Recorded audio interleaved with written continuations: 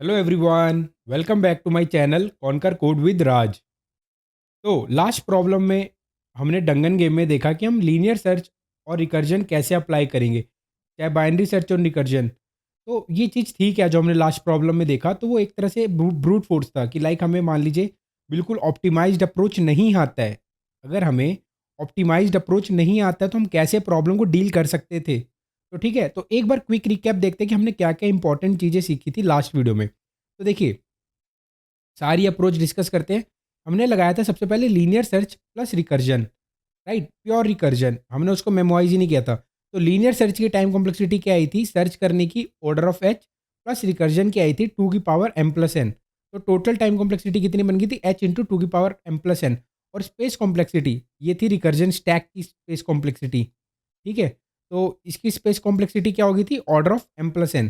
Similarly binary search plus recursion, तो binary search में iterations कम हो जाती है क्योंकि हम मिड से हम लोग अपना काम करते हैं और फिर हम चेक करते हैं कि क्या इससे पॉसिबल आंसर और बन सकता है। पीछे वाली रेंज में एक रेंज को डिस्कार्ड कर देते हैं, राइट, जिसमें हमें पॉसिबल आंसर मिल सकता है उसी रेंज में हम सर्च करते हैं। ठीक है, तो आधी रेंज हमारी डिस्कार्ड हो जाती है, तो लीनियरली सर्च नहीं करते। तो binary search is much better than linear search, आपको पता है। तो एच की वजह कितनी आइट्रेशन हो गई थी, लॉग एच आइट्रेशन लग रही थी। और सिमिलरली रिकर्जन की टाइम कॉम्प्लेक्सिटी कितनी, 2 की पावर m+n। हाँ, और सेम यहाँ पे भी स्टैक रिकर्जन की वर्स्ट केस में स्टैक कॉम्प्लेक्सिटी कितनी होगी, ऑर्डर ऑफ m+n। तो अब आप, ठीक है जी, ये हो गया। फिर मैंने आपको बताया कि लीनियर सर्च आप रिकर्जन तो लगा रहे हैं कैन, उसमें कैन सर्वाइव में, but it can be possible. What can be possible, कि आपकी ओवरलैपिंग सब प्रॉब्लम्स अकर हो जाए। हाँ, तो आपने क्या करा, लीनियर सर्च प्लस मेमोराइज कर दे रिकर्जन को। देखिए, रिकर्जन से तो मच बेटर है कि हम मेमोराइज कर दे। बेशक हमारी रिपीटेटिव प्रॉब्लम्स अकर हो रही हैं कि नहीं हो रही है, लेकिन मच बेटर है। तो देखिए, अगर रिपीटेटिव प्रॉब्लम्स अगर हो रही होती, जो भी हमने स्टेट ली है, स्टेट मीन्स कि जो भी हमारे वेरिएबल्स चल रहे हैं, आपको पता है हमारे क्या क्या वेरिएबल्स चल रहे थे, आई कॉमा जे कॉमा हेल्थ, ये सब वेरिएबल चल रहे थे। तो ईच एंड एवरी स्टेट, उसको मैं स्टेट बोल रहा हूँ कि जब जो भी कॉल्स लगेगी उसको मैं स्टेट बोल रहा हूँ सॉल्व होने के लिए। ठीक है, तो अब आप सोच के देखिए कि रिकर्जन से तो मच बेटर है मेमोराइजेशन।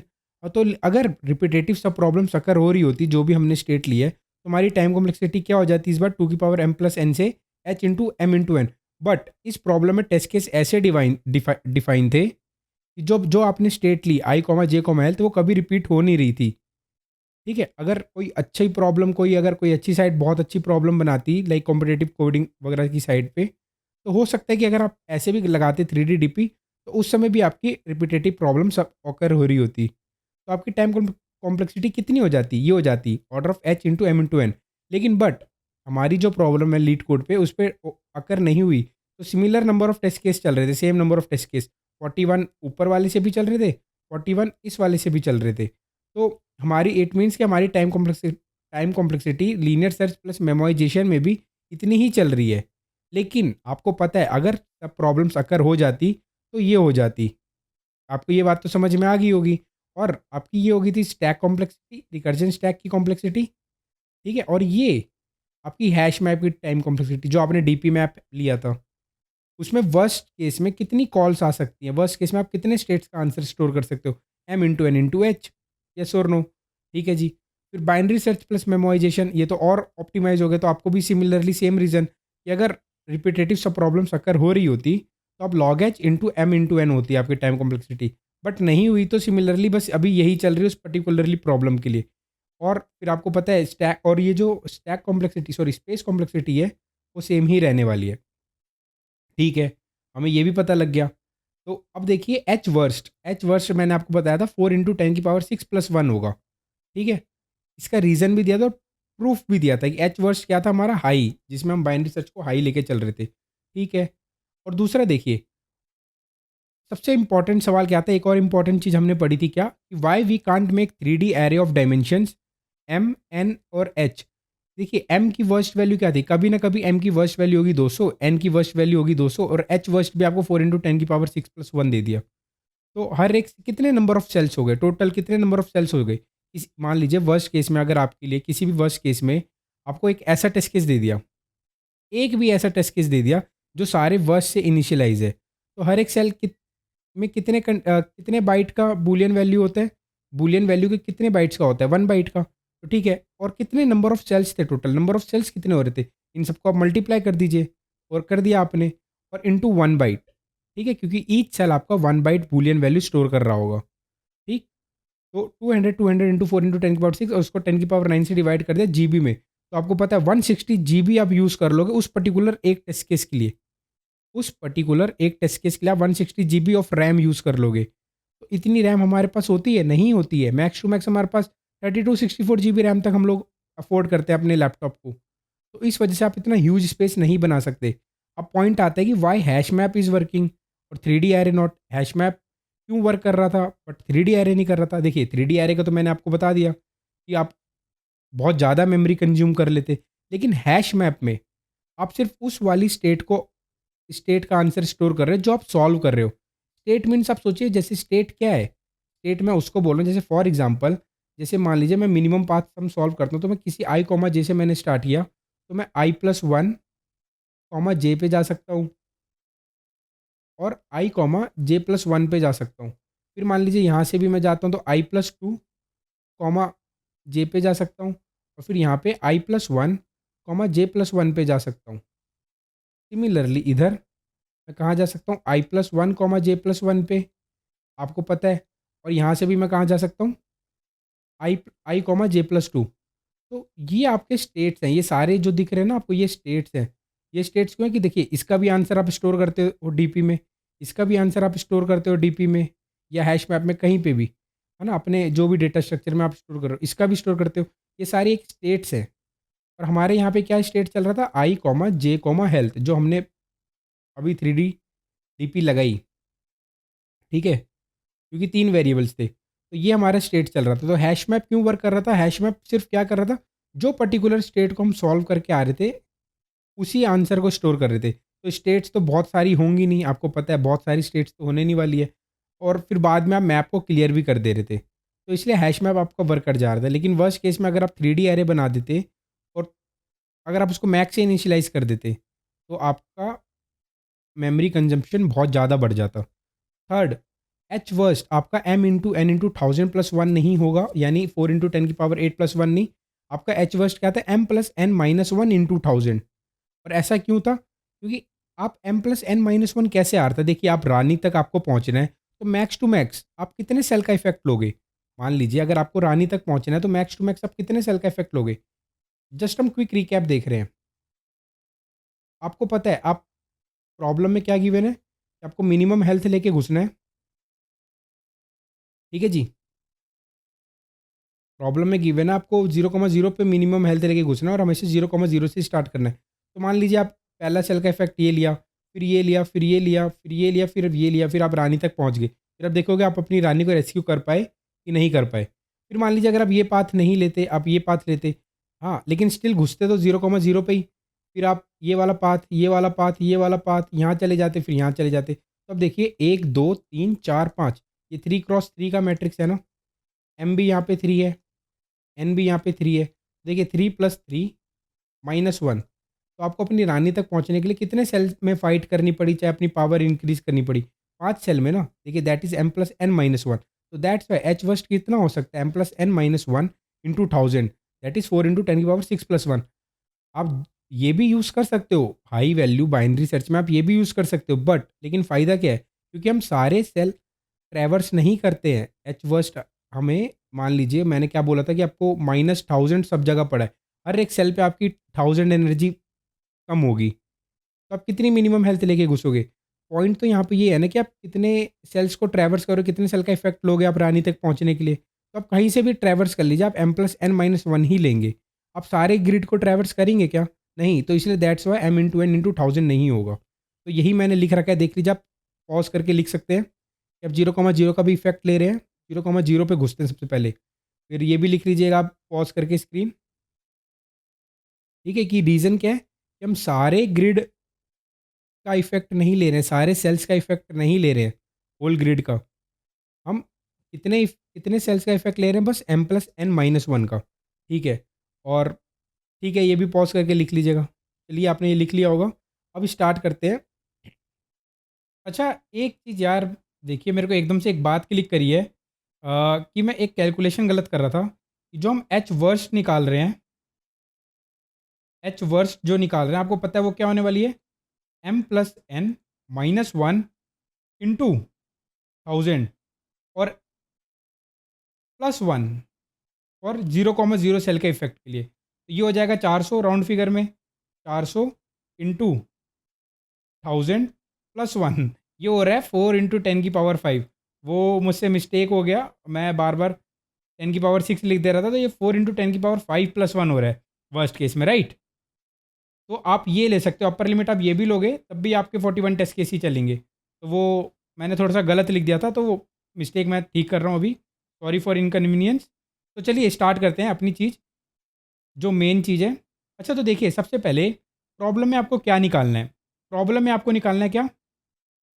मिनिमम। मिनिमम किस चीज़ का? मिनिमम हेल्थ निकालना है, राइट। सबसे पहले तो आपको ये पता लग गया कि आपको मिनिमम हेल्थ निकालना है। चलिए जी ठीक है, आपको मिनिमम हेल्थ निकालना है। तो इट मीन्स कि मैं, अगर मुझे मिनिमम निकालना है तो मैं क्या क्या चीज़ें अप्लाई कर सकता हूँ? लाइक ग्रीडी, ग्रीडी अप्लाई कर सकता हूँ, मैं डीपी अप्लाई कर सकता हूँ।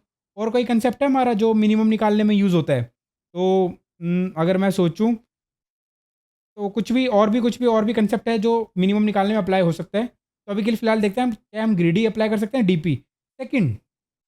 सेकंड, सेकंड आपके पास चॉइस है, आपके पास चॉइस है। अगर आपके पास चॉइस है, इट मीन्स आप रिकर्जन अप्लाई कर सकते हो। आप बोलोगे भैया कौन सी चॉइस है मेरे पास?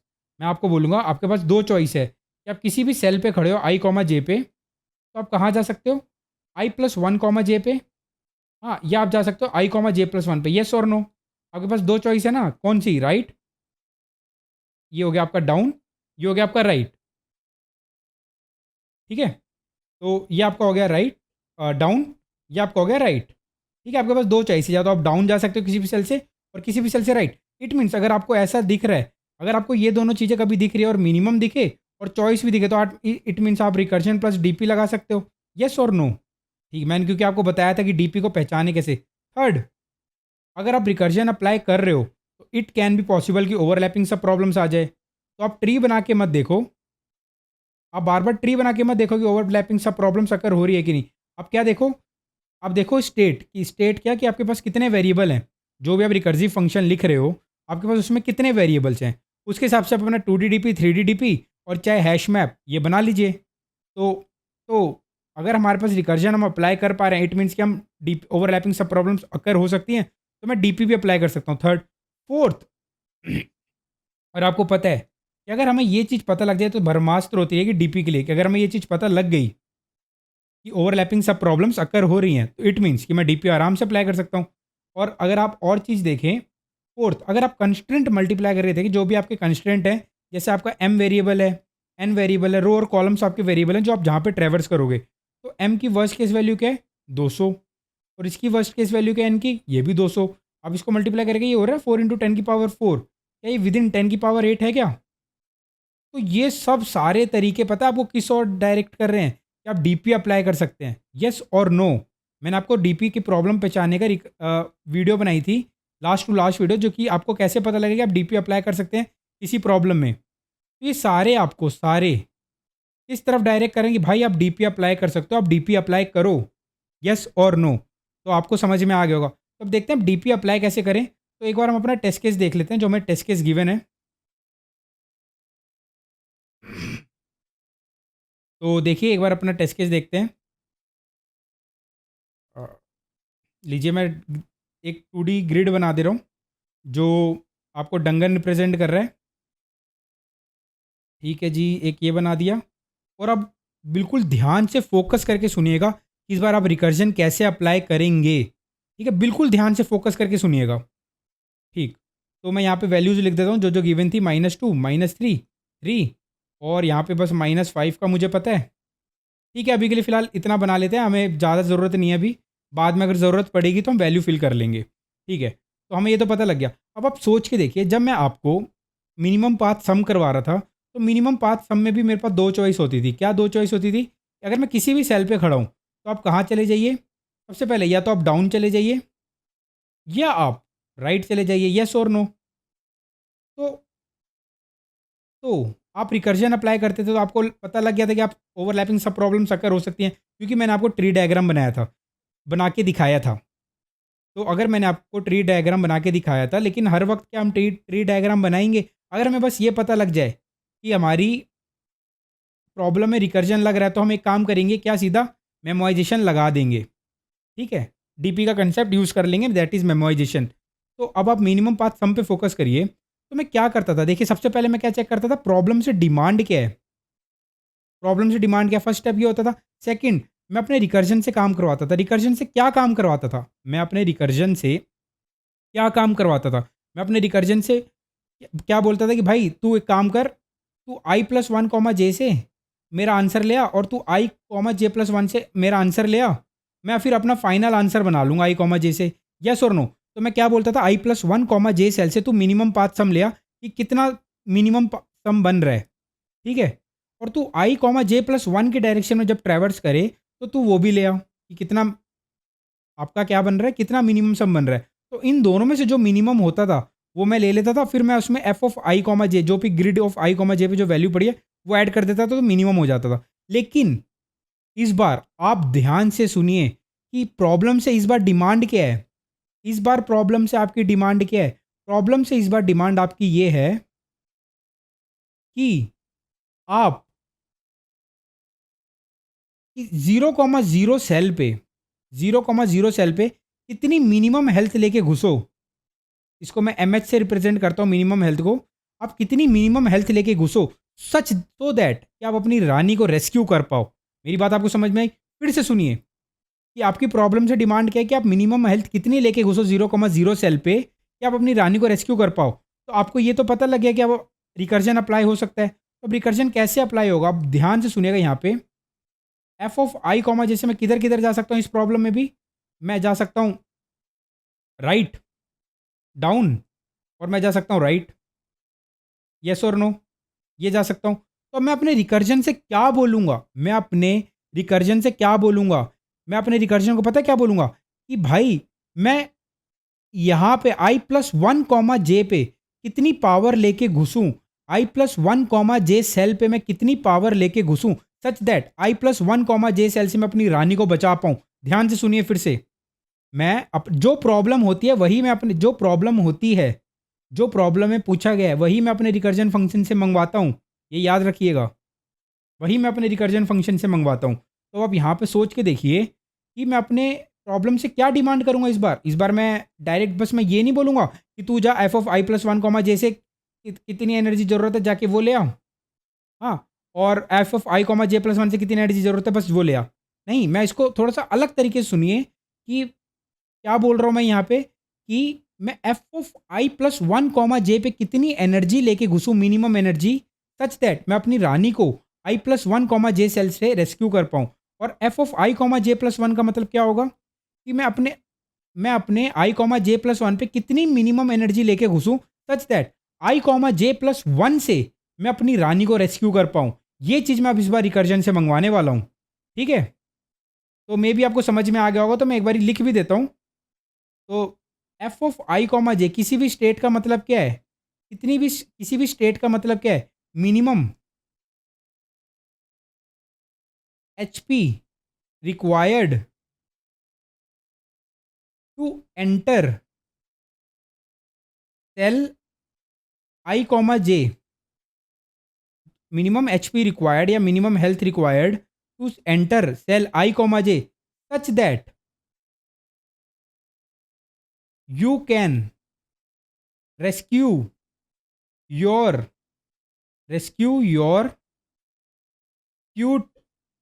cute queen from I comma J cell. आप आई कॉमा जे सेल्स पे मिनिमम कितनी एनर्जी लेके घुसो, कितनी एनर्जी लेके घुसो सच दैट कि आप अपनी रानी को बचा पाओ। ठीक है, आपका ये मतलब हो गया। From i comma J cell नहीं, बस इतना ही लिखते हैं कि आई कॉमा जे सेल पे आप कितनी मिनिमम एचपी लेके घुसो कि आप अपनी रानी को आई कॉमा जे से बचा पाओ। ठीक है, जो प्रॉब्लम है पूछी गई है वही हमारे स्टेट। अब ये यहाँ पे ध्यान रखिएगा, इस बार मैं ये नहीं बोल रहा हूँ कि जा तू आई प्लस वन कॉमा जे से सीधा निकाल ला कि कितनी एनर्जी की रिक्वायरमेंट है, F of I comma J plus one से निकाल ला कितनी एनर्जी की रिक्वायरमेंट है। इस बार थोड़ा डिफरेंट तरीके से मैं प्रोनाउंस कर रहा हूँ प्रॉब्लम को, ठीक है, कि ईच स्टेट मेरा क्या शो करेगा। तो ये याद रखिएगा, ईच स्टेट क्या शो करता है, जो प्रॉब्लम में पूछी गई है। अगर आपको रिकर्जन पता लग गया, यहाँ पे इस प्रॉब्लम में रिकर्जन लगा सकते हैं, तो जो पूछा गया है वही हमारा वो बन जाता है कि स्टेट क्या डिफाइन हो रही है, ठीक है। ये आपको समझ में आ गया होगा कि आप आई कॉमा जे सेल पे कितनी एनर्जी लेके घुसो सच दैट कि आप अपनी रानी को बचा पाओ। ठीक है, आप समझ गए। ओके जी, अब थर्ड स्टेप क्या होता था, क्या मुझे फाइनल आंसर बनाना होता था। अच्छा, सबसे पहले मैं एक काम करता हूँ, इसको मैं डिफाइन कर देता हूँ। मैं ये बोल देता हूँ कि आप ये पता है, यहाँ से ना आपका आंसर आ जाता है, लेट्स अज्यूम मिन डाउन, मिन डाउन, और यहाँ से आपका आंसर आ जाता है मिन राइट, मिन राइट। ठीक है, आपको ये पता लग गया कि मिन डाउन क्या रिप्रेजेंट कर रहा है, कि आप कितनी मिनिमम एनर्जी लेके घुसो I+1 जे सेल पे, कि ताकि आप अपनी रानी को रेस्क्यू कर पाओ वहाँ से। और मिनिमम राइट से आप कितनी एनर्जी लेके घुसो कि आप अपनी रानी को वहाँ से रेस्क्यू कर पाओ। तो अब बात ये है कि मुझे क्या, मेरा आंसर क्या ये बन गया, कि फाइनल आंसर क्या बनेगा। फाइनल आंसर तो ये बनेगा कि मैं यहाँ से अपने I, J सेल पे कितनी मिनिमम एनर्जी लेके घुसूंगी ताकि मैं अपनी रानी को I, J से रेस्क्यू कर पाऊँ। लेकिन मेरी रिकर्जन है तो यहाँ से ला के दिया है, इन दोनों जगह से ला के दिया है कि मैं यहाँ पे कितनी एनर्जी लेके घुसूँ, यहाँ पे कितनी एनर्जी लेके घुसूँ। ठीक है, मुझे मेरे रिकर्जन ने ये बताया है जी। ठीक है, तो अब आप सोच के देखिए, अब आप सोच के देखिए, लेट्स अज्यूम, लेट्स अज्यूम कि आप एक्स एनर्जी लेके घुसते हो, एक्स एनर्जी, मैं इसको एक्स ई करके लिख देता हूँ। आप एक्स एनर्जी लेके घुसोगे I, J सेल पे, मिनिमम एक्स ई एनर्जी लेके घुसोगे I, J सेल पे, सच दैट अब अपनी रानी को बचा लो। पर अब वो एक्स ई की वैल्यू अब हमें कैलकुलेट करनी है, मैं मान के चल रहा हूँ, अब ये मैथमेटिकली है, सोच थोड़ा कि मैं एक्स ई वैल्यू लेके, अब मुझे एक्स ई वैल्यू कैलकुलेट करनी है। तो कैसे करूँ एक्स ई वैल्यू कैलकुलेट। अब आप सोच के देखिए, जब मैं एक्स ई वैल्यू कैलकुलेट कर लेके घुसूंगा अपने F(i, J) सेल पे, I, J सेल पे, जैसे फॉर एग्जांपल मान लिए यहाँ पे मैं 6 एनर्जी लेके घुसा इस वाले I, J सेल, ये I, J क्या है, 0,0। जब मैं 6 एनर्जी लेके घुसा तो मेरे राजा के एनर्जी पे कुछ इफेक्ट आएगा। वो राजा के एनर्जी पे क्या इफेक्ट आ रहा है, दैट इज 6 - 2 दैट इज 4। अब 4 एनर्जी बचेगी। अब मैं 4 एनर्जी लेके या तो यहाँ जा सकता हूँ या यहाँ जा सकता हूँ, बट मुझे अभी पता नहीं है कि ये 4 एनर्जी, इस 4 एनर्जी से क्या मैं अपने राजा को सेव कर पाऊंगा, अपनी रानी को सेव कर पाऊंगा क्या। हाँ, तो अभी आपको पता नहीं लगा है, तो अभी देखिए फाइनल आंसर भी क्या है। जब मैं कुछ एनर्जी लेके घुसूंगा I, J पे, तो सबसे पहले तो मेरे एनर्जी पे कुछ इफेक्ट आएगा। अब वो इफेक्ट क्या होगा, मैं इसको बोलता हूँ effect, effect on energy, energy पे कुछ इफेक्ट आया। ठीक है जी, लेकिन अब सबसे पहले एक चीज़ ध्यान देने वाली बात क्या है, कि आपका मिन डाउन ये मस्ट भी ग्रेटर देन इक्वल टू 1 होना चाहिए, और मिन राइट भी मस्ट भी ग्रेटर देन इक्वल टू 1 होना चाहिए। क्यों, क्योंकि हमें हर एक सेल पे अपनी राजा की एनर्जी मिनिमम 1 रखनी है, so that he can survive, so that he can survive, कि वो टपके ना कभी। मिनिमम हर एक सेल पे 1 एनर्जी होनी चाहिए, कभी 1 से कम नहीं होनी चाहिए, यानी 0 या 0 से कम कभी एनर्जी नहीं होनी चाहिए। ये प्रॉब्लम में डिफाइन है, यस और नो। ठीक है, तो आप मान लीजिए आप एक्स एनर्जी लेके घुसे, लेकिन अब पॉइंट ये है कि आप एक्स एनर्जी लेके घुसे, आपका ये आ गया इफेक्ट। अब आपके, अब बची क्या, 4 एनर्जी, 4 एनर्जी बची है आपके पास। तो अब आप किस डायरेक्शन में ट्रैवल करना चाहोगे। यहाँ से आपको देखिए, यहाँ से आपके जो रिकर्जन ने बता दिया भाई, देखिए यहाँ से आपको पता है कितनी एनर्जी की रिक्वायरमेंट है, आपके रिकर्जन ने बता दिया। यहाँ से आपको मिन राइट एनर्जी की रिक्वायरमेंट है, मिन राइट एनर्जी की रिक्वायरमेंट है, और यहाँ से आपको मिन डाउन एनर्जी की रिक्वायरमेंट है। ये आपको अपने आपके रिकर्जन ने बता दिया है। लेकिन आप अभी क्या, कितनी एनर्जी लेके घुसे हो, 6, और आपके बची है 4 एनर्जी। तो आपको तो मिनिमम एनर्जी कैलकुलेट करनी है ना। तो आप किस डायरेक्शन में ट्रैवर्स करना चाहोगे, जो इन दोनों में भी मिनिमम है, जहाँ पे मेरी एनर्जी इन दोनों में भी मिनिमम लग रही है, तो मैं किस डायरेक्शन में ट्रैवर्स करूँगा। देखिए सबसे पहले मैं किस डायरेक्शन में ट्रैवर्स करना चाहूँगा, मैं ये लिखता हूँ, किस डायरेक्शन में ट्रैवर्स करना चाहूँगा। मैं उस डायरेक्शन में जाना चाहूँगा जो मिनिमम है, इसमें मिन डाउन कॉमा मिन राइट में भी जो मिनिमम है ना, वो एनर्जी, उस डायरेक्शन में मैं अपनी एनर्जी लेके ट्रैवर्स करना चाहूँगा। ये तो मुझे रिकर्जन ने ला के दे दिया, तो ये दोनों तो मुझे रिकर्जन ने ला के दे दिया, तो मैंने मिनिमम निकाल लिया, और मैंने मिनिमम निकाल के उसका आंसर स्टोर करवा लिया एक मिन हेल्थ नाम के वेरिएबल में। ठीक है, उसको मैं बोल दे रहा हूँ मिन हेल्थ, यहाँ पे मैं लिख दे रहा हूँ। इसको भी मिटाते हैं, ये आपको बस बोल के बता दिया। इसको मैं मिन हेल्थ लिख दे रहा हूँ, मिन हेल्थ। ठीक है जी, मिन हेल्थ हो गया। अब आपको एक और चीज़ ध्यान देने वाली बात क्या है कि देखिए, आप 6 एनर्जी लेके घुसे, आपकी एनर्जी पे कुछ इफ़ेक्ट है दैट इज़ 4। तो एक पॉइंट यहाँ पे ये आता है, ये जो 4 है ना, जो ये 4 है, ये जो 4 आपका बना, हाँ, ये मस्ट बी ग्रेटर देन आपका ना मिनिमम हेल्थ होना चाहिए। इन दोनों में जो मिनिमम है ना, वो मस्ट बी ग्रेटर देन, क्योंकि देखिए ये आपका क्या बता रहा है कि भाई देखो इस सेल में भाई तुम एक काम करियो, इस सेल में ना मेरे पास इतनी मिन डाउन एनर्जी लेके आइयो, इस सेल में मिन डाउन एनर्जी लेके आइयो, अगर उससे कम लेके आया ना तो तू टपक जाएगा बीच में कहीं पे। और ये यहाँ से रिकर्जन ने क्या बताया, तो इस सेल में भी ना मिनिमम राइट एनर्जी लेके आइयो, वरना तू इससे कम एनर्जी लेके आया ना, हाँ, तो तू टपक जाएगा। कम से कम मिनिमम राइट एनर्जी तेरे को चाहिए। लेट्स अज्यूम मिनिमम मिन राइट की वैल्यू आ गई, दैट इज मान लेते हैं 6। मिन डाउन की वैल्यू लेट्स अज्यूम मान लेते हैं दैट इज 5। तो ये क्या बोल रहा है कि भाई तेरे को ना कम से कम 5 एनर्जी लाने की जरूरत थी, तू लेकिन 4 एनर्जी लेके आ रहा है, तू लेकिन 4 एनर्जी लेके आ रहा है, तो तू कहीं से भी आगे मूव नहीं कर सकता। अगर तू 4 एनर्जी के साथ आगे मूव भी किया ना, तो कहीं बीच रास्ते में टपक जाएगा। क्यों? क्योंकि भाई मेरे को रिकर्जन ने ऑलरेडी बता दिया है कि मिन लेट्स अज्यूम, मैंने भी बस अज्यूम किया कि मिन राइट की वैल्यू 6 है, मिन डाउन की वैल्यू 5 है, ठीक है, जस्ट अज्यूम किया बस अभी। तो लेकिन मेरे रिकर्जन अगर ये बता दिया है, तो इट मीन्स जो मेरा जो ये सेल का इफेक्ट है, जो मैं एनर्जी लेके घुस रहा हूँ, जो जैसे मान लीजिए मैं 6 लेके घुसा था, तो 6 माइनस 2 दैट इज़ 4। तो इट मीन्स मैं कम एनर्जी लेके घुस रहा हूँ, मुझे थोड़ी और ज़्यादा एनर्जी लेके घुसनी चाहिए थी, ठीक है। तो ये जो एक्स एनर्जी, ये क्या रिप्रेजेंट कर रहा है, एक्स एनर्जी लेके घुसा था मैं। तो मेरे से एक बात बताइए, तो इन दोनों में जो मिनिमम आएगा, जो भी मिनिमम आया दैट इज़ 5, मैं उस डायरेक्शन में ट्रेवर्स करना चाहूँगा पहले तो, कि देखिए वहाँ यहाँ से कम एनर्जी लग रही है, सबसे बड़ी बात तो ये होगी। लेकिन जो मेरी एनर्जी पे, जो मैं एक्स एनर्जी लेके आया प्लस डंगन ऑफ आई जे पे जो इफेक्ट आया, एक्स एनर्जी जो लेके आया प्लस जो मेरी एनर्जी पे आई जे सेल की वजह से जो वैल्यू पड़ी, उसकी वजह से जो इफेक्ट आया, वो मस्ट बी ग्रेटर देन मिन मिन डाउन और मिन राइट से बड़ा होना चाहिए। और इवन मैं ये कह सकता हूँ कि जो ये इफेक्ट है ना, इफेक्ट है, ये मस्ट बी ग्रेटर देन, ये effect must be greater than minimum health होना चाहिए। यस और नो? आपको समझ में आ गया होगा क्यों ये मिनिमम हेल्थ से बड़ा होना चाहिए इफेक्ट। क्योंकि अगर आप इससे कम एनर्जी लेके, क्योंकि मिनिमम हेल्थ क्या बता रहा है कि भाई आप इन दोनों में से मिनिमम, इन दोनों से मिनिमम क्या है कि आपको सबसे कम एनर्जी ये चाहिए, ये इन दोनों में से जो मिनिमम है सबसे कम एनर्जी वो चाहिए होगी अपनी रानी को रेस्क्यू करने से, रेस्क्यू करने के लिए। और अगर आप उससे भी कम एनर्जी लेके आओ, तो इट मीन्स आप अपनी रानी को रेस्क्यू नहीं कर पाओगे। क्यों? क्योंकि हो सकता है किसी एक सेल में आपकी वैल्यू लेस देन 0 1 या लेस देन 1 हो जाए। तो ठीक है, ये बात हमें पता लग गई। तो एक्स ई, तो अब ये देखिए इफेक्ट की वैल्यू क्या है, X E plus dungeon of I J. ये बस जस्ट हम मैथमेटिक्स है, ये प्रॉपर मैथमेटिक्स है। मुझे एक्स निकालना था ना कि मैं कितनी एनर्जी लेके घुसूँ आई कॉमा जे पे। तो एक्स ई की वैल्यू क्या आ गई, बस आ गई, सिंपल आ गई, क्या आ गई, मिन हेल्थ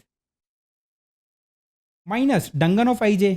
आपको एनर्जी लेके घुसनी है, mean health minus dungeon of I J energy आपको लेके घुसनी है, या ग्रेटर देन उससे बड़ी, या ग्रेटर देन इक्वल टू उससे बड़ी, ये एनर्जी लेके आपको घुसनी है। और एक और बात का ध्यान रखना है, जो भी मिन डाउन मिन राइट मिन हेल्थ, जो भी एक्स ई भी एनर्जी आपकी एक रिप्रेजेंट हो रही है, वो मस्ट भी एक्स ई भी मस्ट भी ग्रेटर देन इक्वल टू 1 होनी चाहिए। ये कंडीशन हर एक एनर्जी के लिए, हर एक सेल के एनर्जी के लिए ट्रू है, ठीक है, क्योंकि प्रॉब्लम में बोला गया है। तो हमने एक्स ई निकाल लिया, फाइनल आंसर हमने निकाल लिया। बट ये क्या निकला है, आप ये देखिए, ये निकला है कि ग्रेटर देन इक्वल टू इतनी होनी चाहिए, greater than equal to, just equal to नहीं आया है कि मतलब correct mean health minus D I J होना चाहिए, ये नहीं आया है। अब इसमें केसेस बन सकते हैं, क्या केसेस बन सकते हैं, देखिए केस वन, केस वन सबसे पहले देखिए, अगर आपका मीन हेल्थ अगर आपका ग्रेटर देन हो जाए डंगन ऑफ आई जे की वैल्यू से, डंगन ऑफ आई जे की वैल्यू से बड़ा हो जाए, तो आपका जो एक्स है, जो आपका एक्स है वो आएगा पॉजिटिव। यस और नो? आपका आएगा पॉजिटिव। और ये मस्ट भी ग्रेटर देन इक्वल टू 1 भी सेटिस्फाई कर रहा होगा, क्योंकि मीन हेल्थ आपके डंगन ऑफ आई जे से बड़ा है। ये मस्ट भी greater than equal to 1 satisfy कर रहा होगा। तो इट मीन्स हमारा आंसर क्या हो गया, जब अगर किसी भी केस में मीन हेल्थ मेरा डंगन ऑफ आई जे से बड़ा हो गया, तो मेरा आंसर क्या हो गया, यही हो गया, mean health minus dungeon of I J लगने वाला है। यस और नो? चलिए ठीक है, इसको एग्जाम्पल से समझ लेते हैं। जैसे देखिए, इस बार इस केस में मैंने बताया था कि आपका मिनिमम हेल्थ क्या आया, एम एच मैं बता दे रहा हूँ।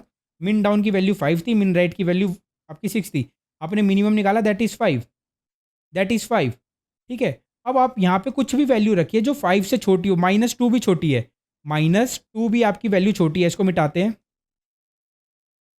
आप यहाँ पे कुछ भी वैल्यू रखिए। हाँ, इस सेल पे आप कुछ भी वैल्यू रखिए। ठीक है जी, क्लीन कर दिया हमने। इस सेल पे आप आपने रखा -2, अभी रखते हैं नेगेटिव। तो आपकी जो मिनी हेल्थ थी क्या थी 5, तो आपको 5 माइनस ऑफ -2 एनर्जी कम से कम लेके घुसना होगा। देखिए, आपको कम से कम 7 एनर्जी लेके घुसना होगा, सच दैट आप अपनी रानी को बचा पाओ। क्यों 7 एनर्जी लेके घुसना होगा?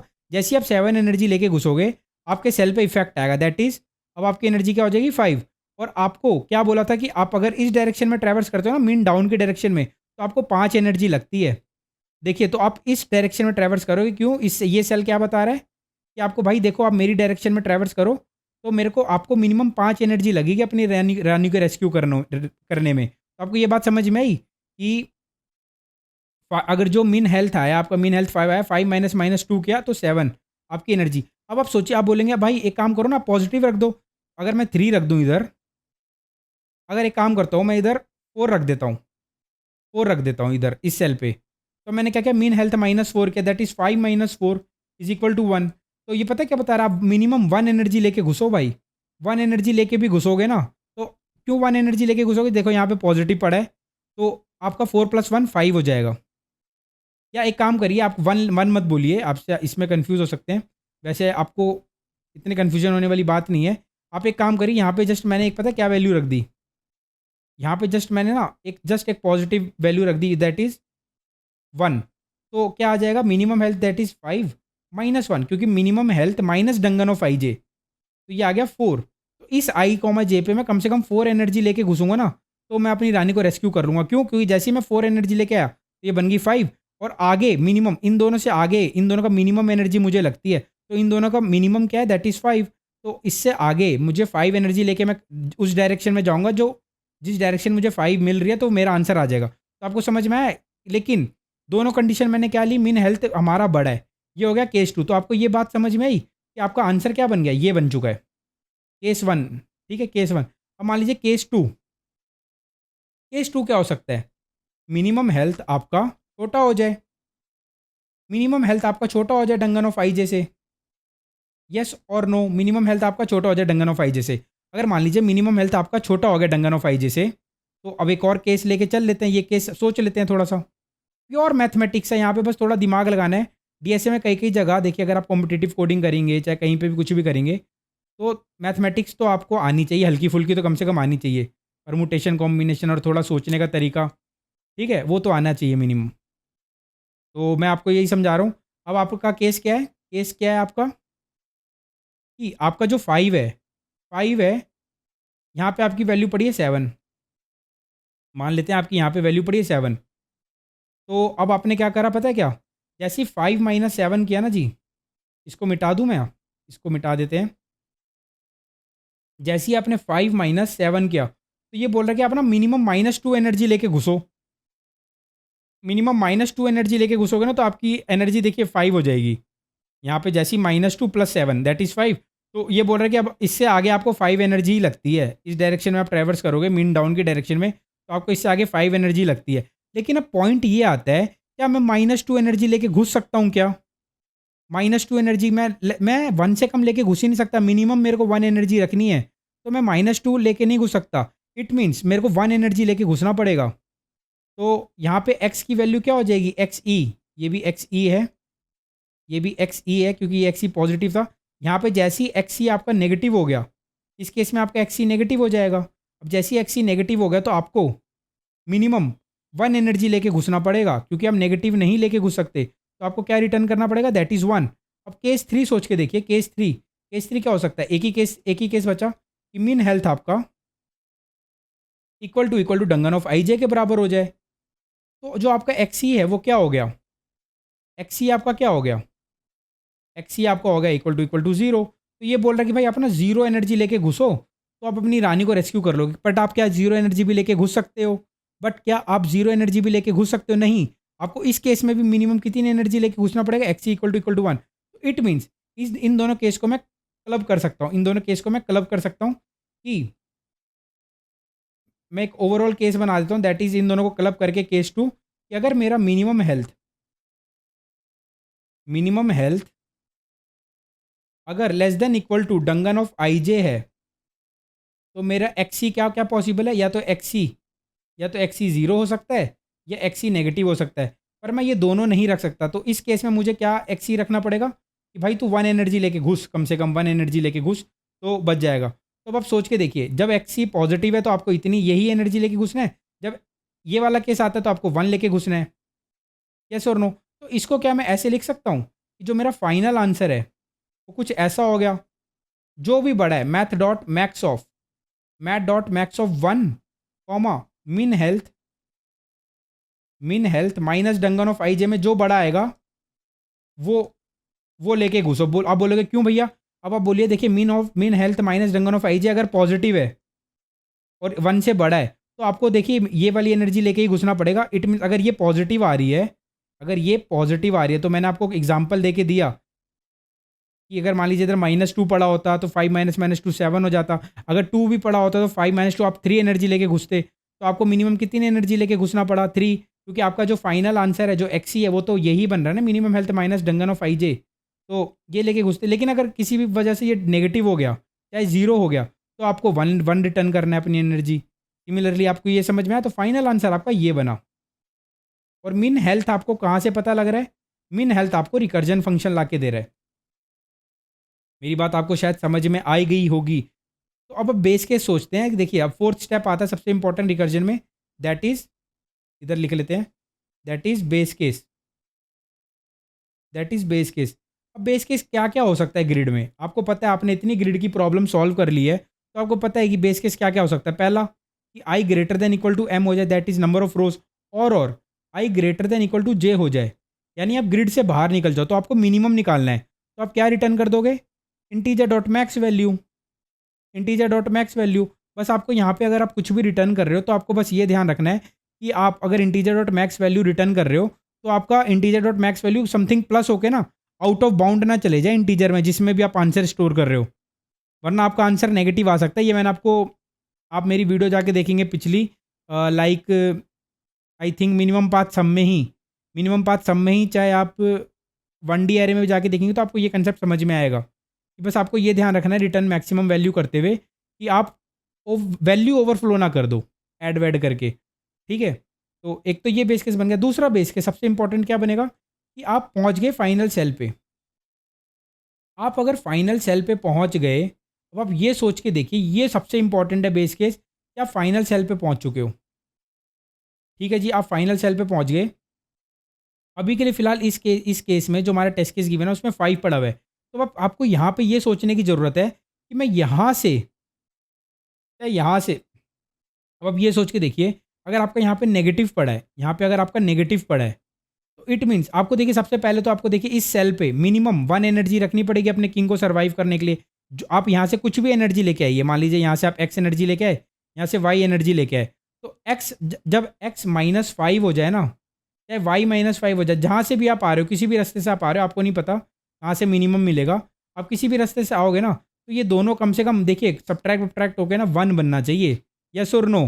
फाइट होगी तो 1 बनना चाहिए। तो आपको मेरी बात ये समझ में आ रही है? तो आप मिनिमम 1 एनर्जी लेके आओगे, आपको मतलब लास्ट सेल पे 1 एनर्जी रखनी है।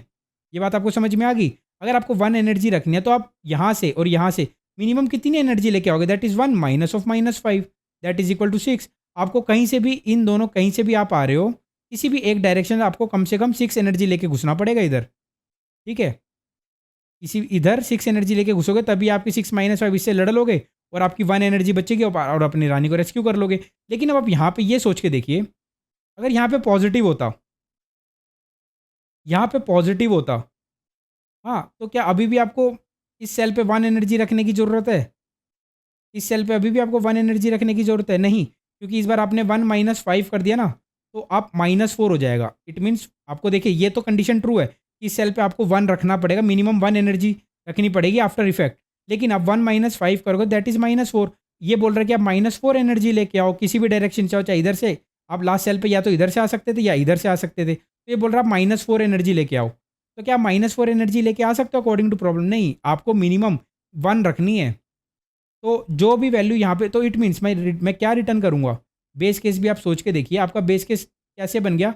If if Dungan of m-1 या डंगन ऑफ n-1 पे अगर ग्रेटर देन मेरी कौन सी वैल्यू पड़ी हुई है, ग्रेटर देन, वही सेम बन रहा है जो मैंने ऊपर किया, ग्रेटर देन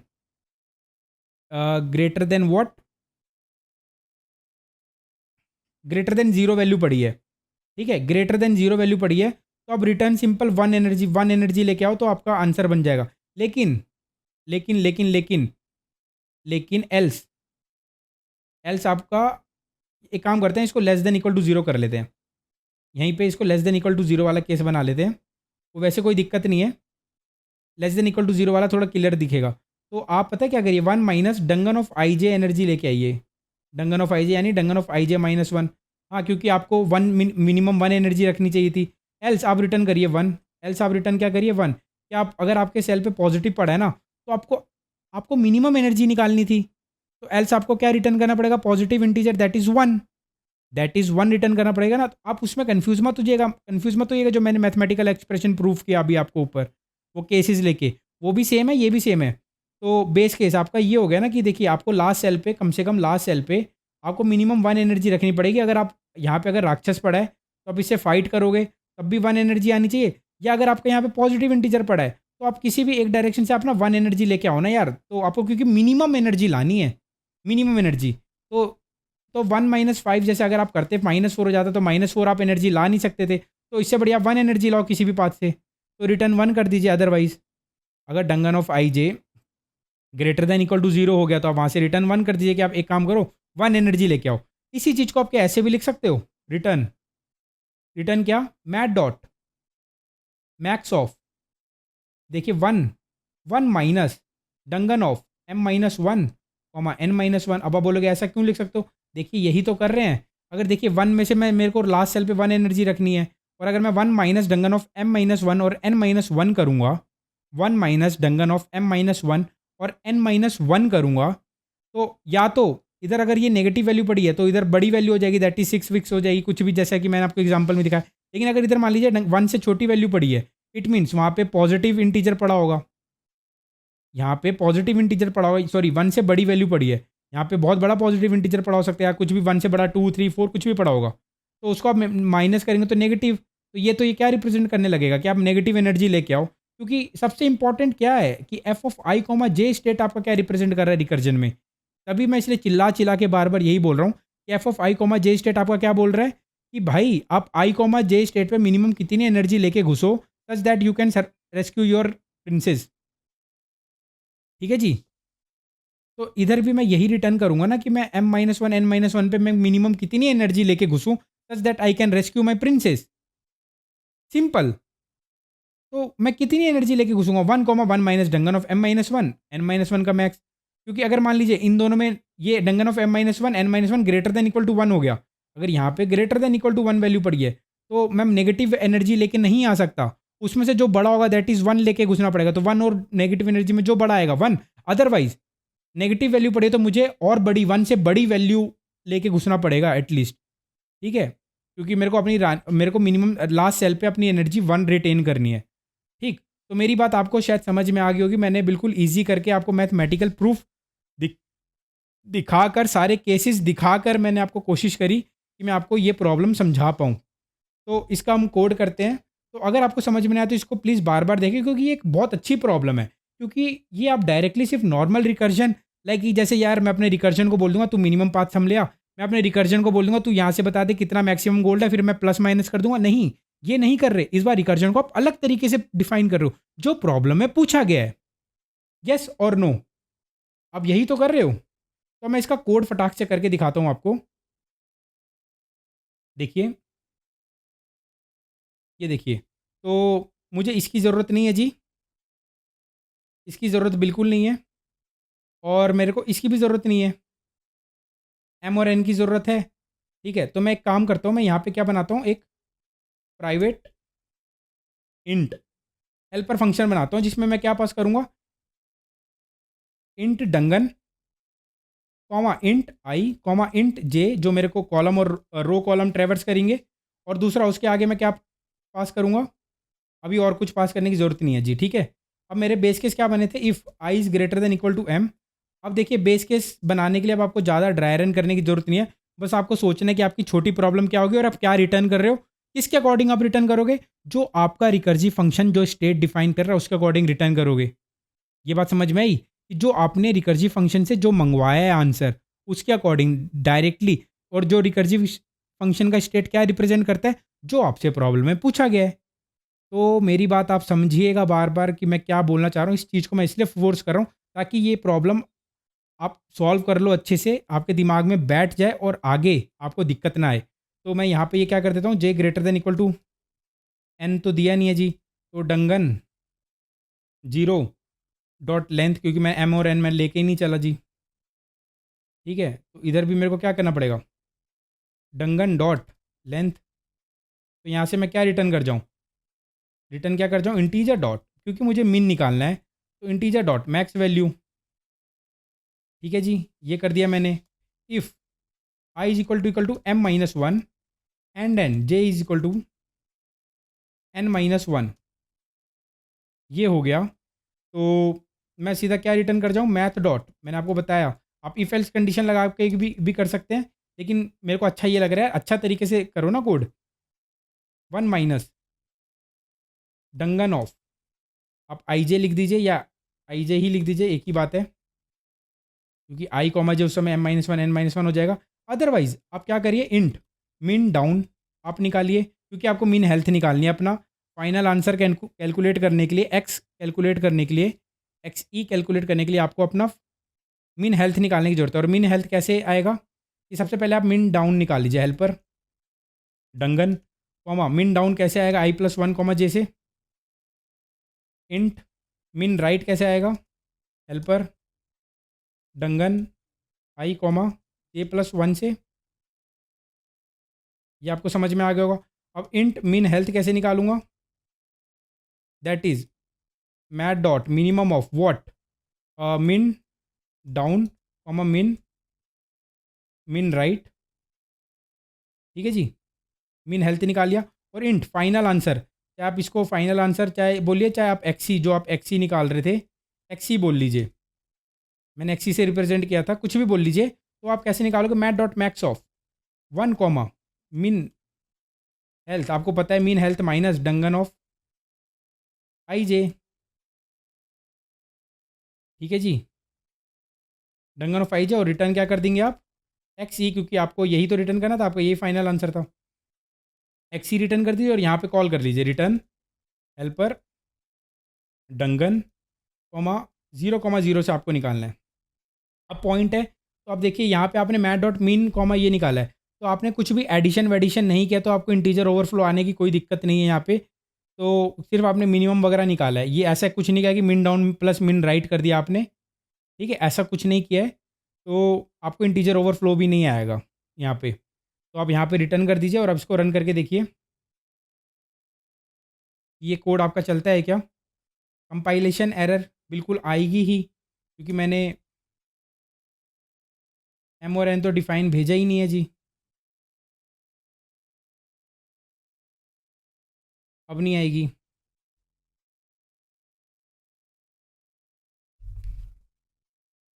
अब नहीं आएगी, अब आपका कोड रन होगा और सबमिट करके देखिए, आपको पता ही है टीएलई आएगा। क्यों,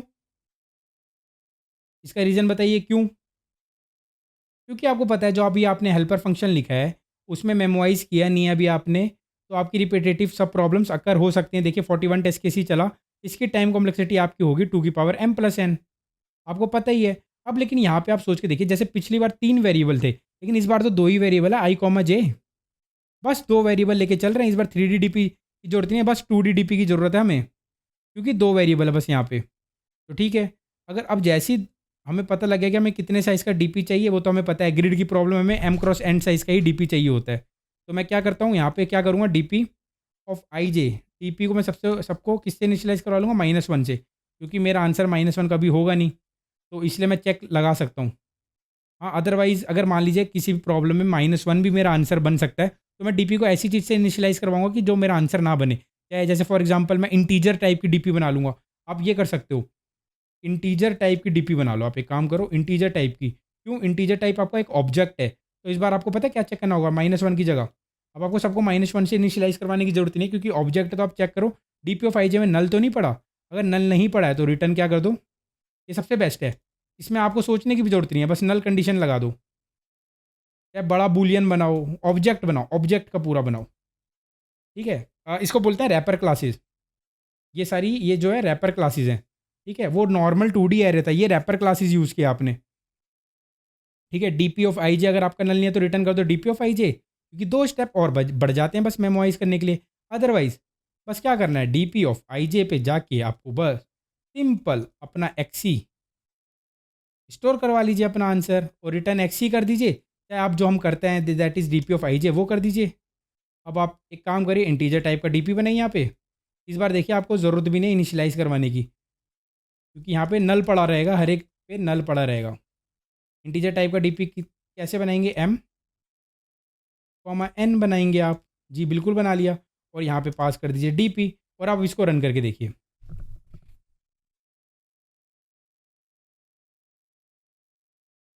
न्यू इंटीजर की स्पेलिंग मैंने गलत लिखी है जी। अब आप इसको रन करके देखिए, एक ही एरर है ना।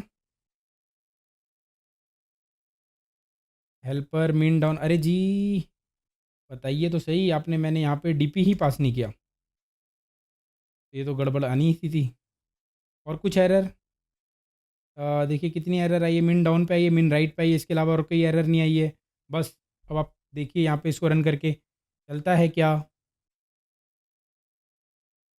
डीपी ऑफ आई जे पे आपको एक्स ई स्टोर करवाना है, तो ये तो आपका इंट टाइप का है, ठीक है? तो वही इंट टाइप का है तो एक्स ई है जी, छोटा ई है, उसमें कोई गड़बड़ नहीं है। देखिए चल रहा है बिल्कुल। आप सबमिट करके देखिए क्या सबमिट होता है। बिल्कुल सबमिट होगा, हमें पता ही है जी होगा। सबमिट क्यों हो गया, क्योंकि जैसे ही हमने डीपी अप्लाई करी तो इसकी time complexity order of m n होगी। देखिए देखिए देखिए मैंने यहाँ पे डीपी अप्लाई करी है। और मे भी ये आपको समझ में आ गई, ये रैपर क्लासेस हैं। मैंने यहाँ पे रैपर क्लासेस का यूज़ किया है कि बिल्कुल उस झंझट से बचने के लिए, क्योंकि देखिए मैं जनरली क्या करता था, डीपी ऑफ आई जे को -1 से इनिशियलाइज करवा देता। बट लेकिन आप सोचिए -1 कभी मेरा आंसर हो जाए किसी भी प्रॉब्लम के लिए, तो वो तो गड़बड़ हो सकता है ना, क्यों मैं -1 को ही मैन्यूपुलेट कर दूंगा ऐसे तो, है ना? तो वो चीज़ हम करते नहीं है। तो इससे बढ़िया आप एक, या तो आप डीपी को उससे इनिशियलाइज़ करवाइए जो कभी आपका आंसर बनेगा नहीं, या आप एक काम करिए रैपर क्लासेस लेके चलिए। जैसे कि मैंने पिछली बार बड़ा बूलियन करके एरे बनाया था, बड़ा बूलियन। उसमें भी नल पड़ा रहेगा और उसको फिर मैं ट्रू फॉल्स से वो करता रहूँगा। लेकिन अभी आप अगर अगर आप इसको इंट भी लेके चलेंगे ना, तो आपका कोई दिक्कत नहीं है। यहाँ पे इंट कर दीजिए डीपी डीपी, यहाँ पे भी इंट कर दीजिए, इसमें भी कोई दिक्कत नहीं, ये भी कोड आपका चलेगा। बस मैंने आपको समझाने के लिए बताया कि आप एक रैपर क्लासेस का बना लीजिए, तो आपको कोई सिर्फ नल का चेक लगाना पड़ेगा। तो एक फॉर लूप लगाइए और सबको, वैसे देखिए आपका आंसर कभी जीरो भी नहीं हो सकता, क्योंकि देखिए वर्स्ट डीपी की जो, जब आप डीपी इनिशियलाइज करते हो, चाहे एरे इनिशियलाइज करते हो जावा में, तो वो जीरो से इनिशियलाइज होता है ना? और अगर वो जीरो से इनिशियलाइज होता है और सीपीपी में गार्बेज वैल्यू से होता है, तो सीपीपी में तो आपको इनिशियलाइज करवानी पड़ेगी डीपी को, चाहे -1 से जीरो से। लेकिन जावा में जीरो से इनिशियलाइज होता है, तो हमें कोई -1 से इनिशियलाइज करवाने की भी ज़रूरत नहीं है। ओ सॉरी, डीपी ऑफ आई जे में क्या नहीं होना चाहिए, जीरो नहीं होना चाहिए इस बार, क्योंकि जीरो पड़ा रहेगा डीपी ऑफ आई जे में। जावा में जीरो से बस अपने आप ही जीरो से इनिशियलाइज हो जाता है। देखिए देखिए देखिए, तो कोई दिक्कत भी नहीं है इस बार, क्योंकि जीरो भी हमारा कभी आंसर नहीं बनेगा। तो माइनस, देखिए ये भी सबमिट हो रहा है क्या, बिल्कुल होना ही था, पता है। और मैं आपको फॉर उसका सेफर साइड के लिए मैं ये भी करके दिखा देता हूँ एक और। आपको मे बी मेरी बात समझ में आ गई, ये सिंपल सिंपल कंसेप्ट है। ये कुछ वो नहीं है हार्ड एंड फास्ट कि आप किससे इनिशियलाइज़ करो, बस आपको उससे इनिशियलाइज़ नहीं करवाना जो आपका आंसर बन सकता है। तो इसलिए हमें नहीं पता हमारा आंसर क्या बन सकता है, तो इसलिए मैं क्या करूँगा,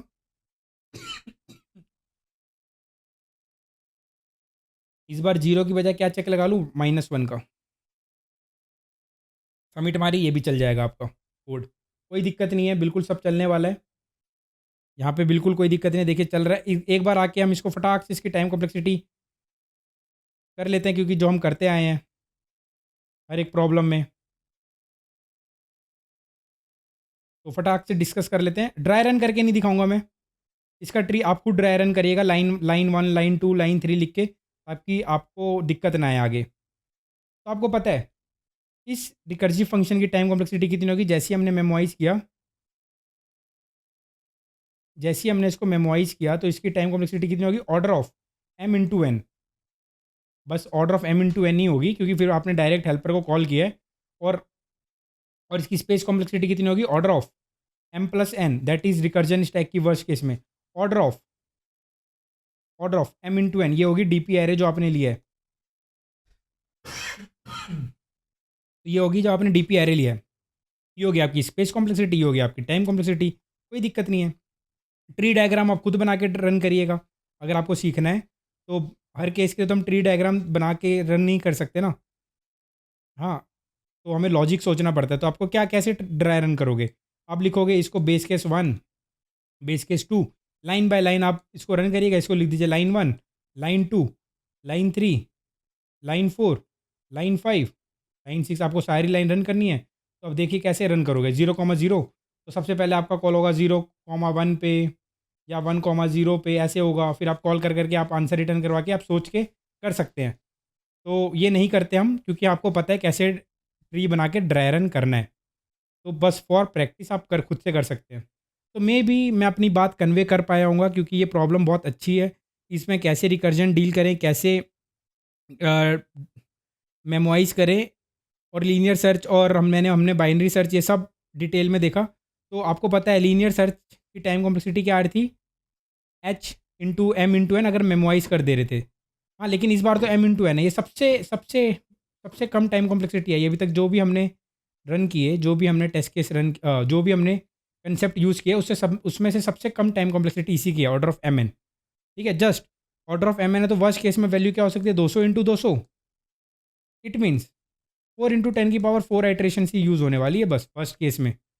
फर्स्ट केस में 4 इंटू 10 की पावर 4 आइट्रेशंस, ये तो आराम से चलना ही था। तो मे बी आपको समझ में आया होगा, और अच्छा लगा हो तो प्लीज़ चैनल को लाइक करिए, चैनल को सब्सक्राइब करिए, वीडियो को लाइक करिए, और ज़्यादा से ज़्यादा अपने दोस्तों के साथ शेयर करिए, क्योंकि हम इसको बहुत डिटेल में कवर करने की कोशिश कर रहे हैं इस सीरीज़ को, कि आपको ईच एंड एवरीथिंग आपको डिटेल में पता लगे। बस ये नहीं कि सीधा कंसेप्ट बताया और ख़त्म कर दिया।